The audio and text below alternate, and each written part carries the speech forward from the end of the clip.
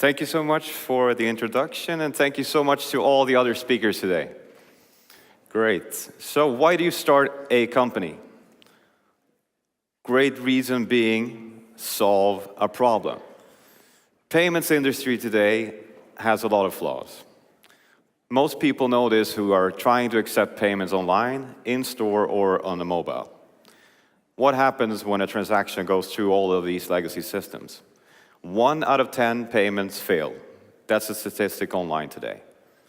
The second part is the loss of data that this transaction holds. If you think about a card transaction and all that data that goes through one system or to the next, and when the card issuer says approved or declined, that transaction has to go back through all these systems. And that transaction data is lost today because of all these legacy systems. Another third part is it's going to be really hard for any company to be scaling and accepting payments worldwide through one single connection and one integration.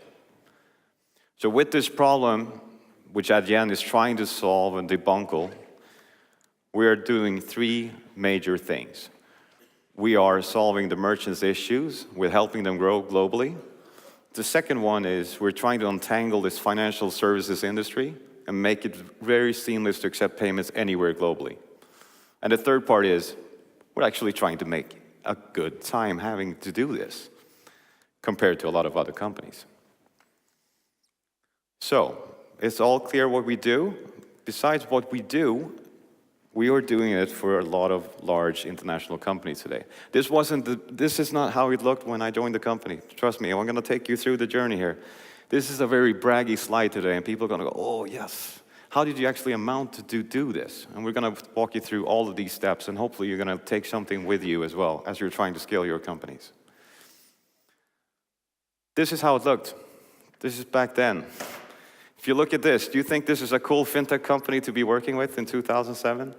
Is it clear what we do here? Automated reconciliation and routing XML interfaces. Sounds very much like your typical bank, more or less. Well, things can always be improved. I mean, early days, this is how it looks. You're trying to attack customers, you're trying to make a good living, and also service your clients. But things build up. We get some great recommendations, and the first clients are starting to board on the platform. We're seeing some traction.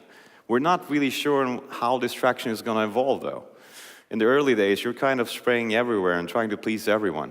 But something that's been holding true to Adyen at all times is trying not to customize our solution to fit any particular merchant or partner out there. Our platform is built agnostic for everyone to use, and that's also been a key element for having the success and being a replicable solution across all channels and also having this globally. Now we're looking at the growth phase.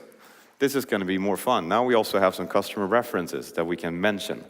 And these customer references are key to build on the success. Not only are these clients really, really great for us in building more volume on the platform, thus leading to more data, us having better solutions, but most importantly, these clients are really seeing something different with our solution.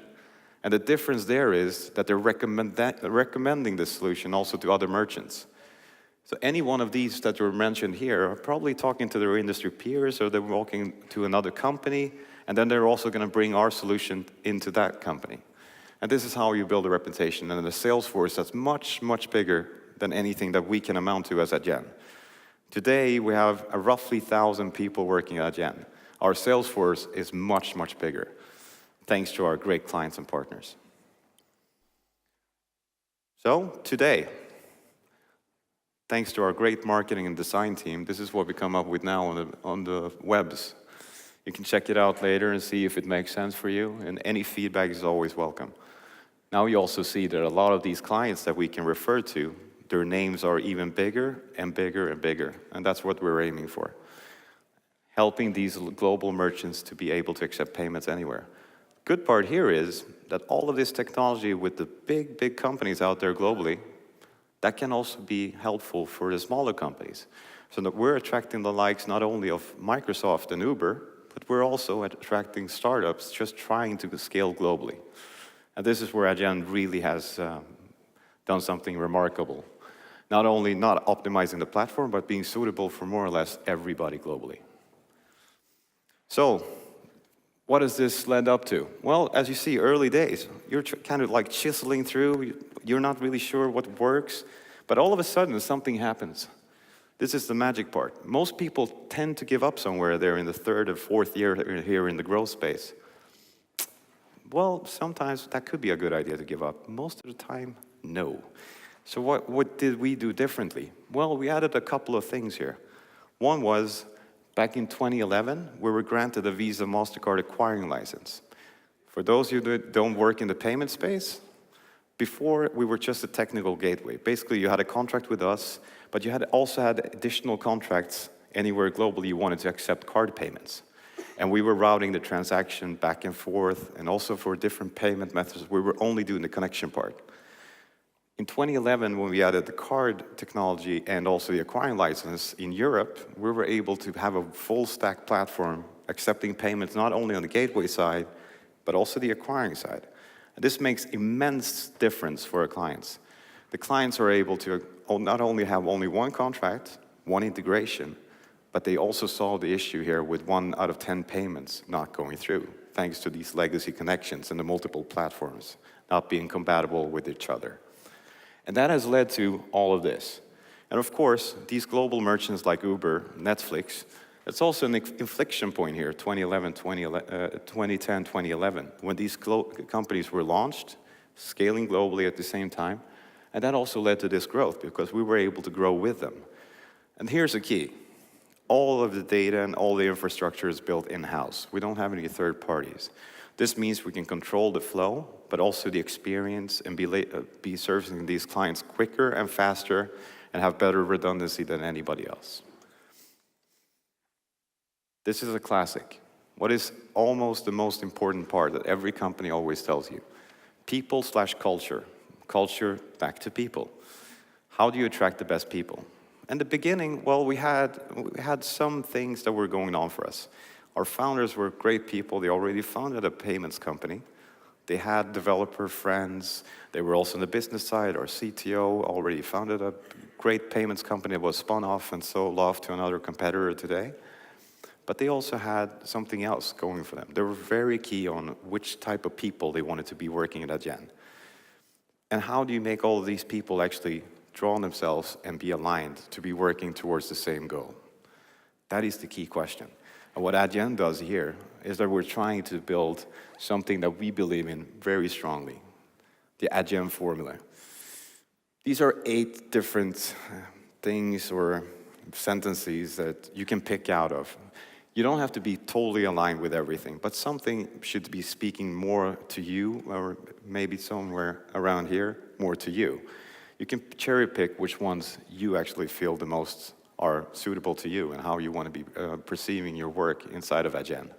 But we also believe in a very strong culture where you can also be solving issues head on, straight ahead, and don't be having any layers in between.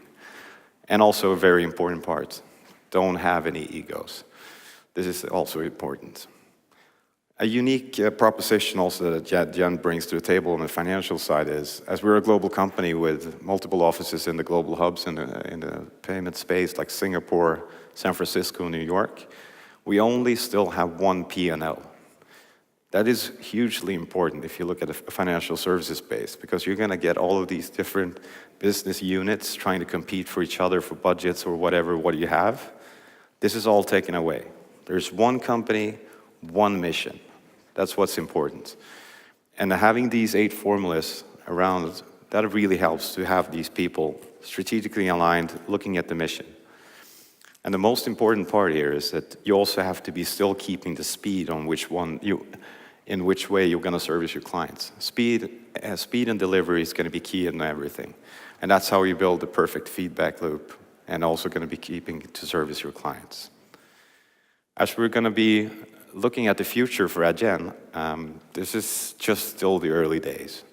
I mean, any payments company that's been out there for maybe 30 years, or local banks, they have a head start, but we're catching up quite quickly. And this is where still we have so much ground to cover. So we're still looking at it as a startup. We have a tight community within us. And this is what we believe in has been one of the success keys for Adyen. Thank you.